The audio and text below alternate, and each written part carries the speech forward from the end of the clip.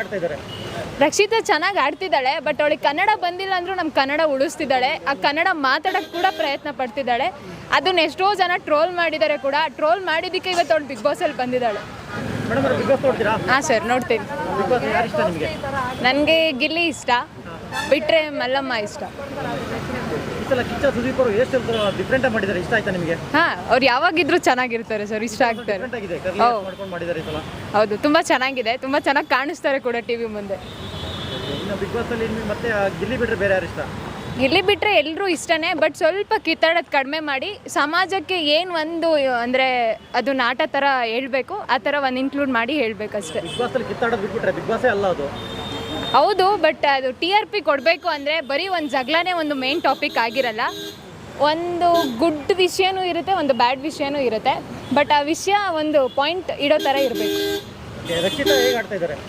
ರಕ್ಷಿತಾ ಚೆನ್ನಾಗಿ ಆಡ್ತಿದ್ದಾಳೆ, ಬಟ್ ಅವಳಿಗೆ ಕನ್ನಡ ಬಂದಿಲ್ಲ ಅಂದ್ರೂ ನಮ್ಮ ಕನ್ನಡ ಉಳಿಸ್ತಿದ್ದಾಳೆ. ಆ ಕನ್ನಡ ಮಾತಾಡೋಕ್ಕೆ ಕೂಡ ಪ್ರಯತ್ನ ಪಡ್ತಿದ್ದಾಳೆ. ಅದನ್ನ ಎಷ್ಟೋ ಜನ ಟ್ರೋಲ್ ಮಾಡಿದ್ದಾರೆ ಕೂಡ. ಟ್ರೋಲ್ ಮಾಡಿದ್ದಕ್ಕೆ ಇವತ್ತು ಅವಳು ಬಿಗ್ ಬಾಸಲ್ಲಿ ಬಂದಿದ್ದಾಳೆ.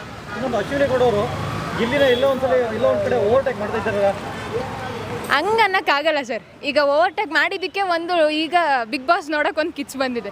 ಇಲ್ಲಾಂದರೆ ಕಿಚ್ಚೇ ಬರ್ತಿರ್ಲಿಲ್ಲ ಬಿಗ್ ಬಾಸ್ ನೋಡೋಕೆ. ಸುಮ್ಮನೆ ಅವ್ರು ಮಾತಾಡೋದು, ಅವ್ರು ಕಿತ್ತಾಡೋದು ಅದನ್ನೇ ನೋಡಬೇಕಾಗಿತ್ತು. ಬಟ್ ಈಗ ಅವಳ ಮೇಲೆ ಅವ್ನು ರಚ್ ಸೇರಿದ್ದಕ್ಕೇ ಸ್ವಲ್ಪ ಬಿಗ್ ಬಾಸು ಈಗ ನೋಡೋ ಆಸಕ್ತಿ ಜಾಸ್ತಿ ಆಗ್ತಿದೆ. ಇನ್ನೊಂದು ಸತೀಶ್ ಅವರು ಹೌದು ಸರ್, ಅದು ಅವ್ರ ಪರ್ಸ್ನಲ್ ವಿಷಯ. ಬಟ್ ನಮಗೆ ಹೌದು, ಬಿಗ್ ಬಾಸಿಗೆ ಬಂದಿದ್ದಾರೆ. ಬಟ್ ಬಿಗ್ ಬಾಸಲ್ಲಿ ಅವ್ರು ಗೇಮ್ ಆಟಾಡ್ತಿದ್ದಾರಾ ಅಥವಾ ಬಿಗ್ ಬಾಸಲ್ಲಿ ಎಲ್ಲರ ಜೊತೆ ಹೊಂದ್ಕೊಳ್ತಿದ್ದಾರಾ, ಅದು ಮೇನ್ ಇಂಪಾರ್ಟೆಂಟ್. ಗೇಮ್ ಚೆನ್ನಾಗಿ ಆಡ್ತಿದ್ದಾರಾ ಅಥವಾ ಒಂದು ಒಳ್ಳೆ ವಿಷಯದಲ್ಲಿ ಭಾಗಿಯಾಗ್ತಿದ್ದಾರಾ ಅನ್ನೋದು ಒಂದು ಮೇನ್ ಇಂಪಾರ್ಟೆಂಟ್. ಚಂದ್ರಪ್ರಭು ಅವ್ರದ್ದು ಮೊನ್ನೆ ಲಾಸ್ಟ್ ಟೈಮ್ ತುಂಬ ಗಲಾಟೆ ಆಯಿತು ಅವ್ರ ವಿಚಾರದಿಂದಲೇ.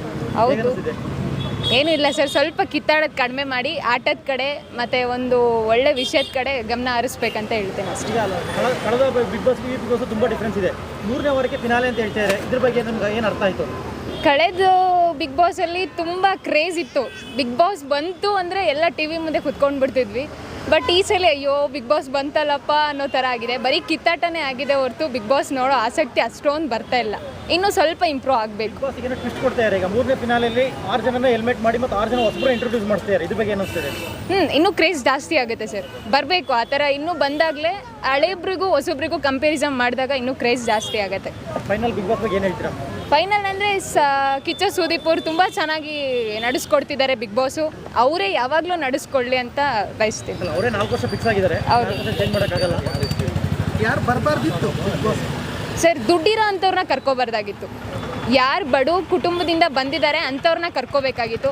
50 ಕೋಟಿ ಡಾಗ್ಸ್ ಹಾಕಿದ್ದೀನಿ, 40 ಕೋಟಿ ಡಾಗ್ಸ್ ಹಾಕಿದ್ದೀನಿ ಎಲ್ಲರೂ ಹೇಳ್ತಾರೆ. ಸರ್ 10,000 ಆಯ್ತಂದು ನಾನು 1 ಕೋಟಿ ಸಾಕಿದ್ದೀನಿ ಅಂತ ನಾನು ಹೇಳ್ಕೊತೀನಿ.